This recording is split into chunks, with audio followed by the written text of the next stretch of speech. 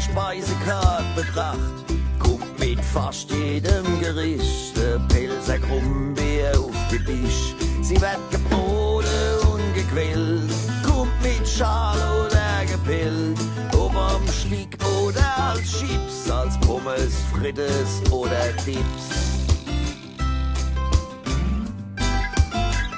Doch wenn man in die Grumbeere beißt, war sie oft viel zu weit gereist. Ist aus Ägypten importiert und wird von weit her transportiert. Dass uns die Grumbeere gut schmeckt, weil sie im Pälzeracker steckt, braucht man gar nicht disputieren, kannst schon selber ausprobieren und zu kaufen kriegst beim Bauern nebendran.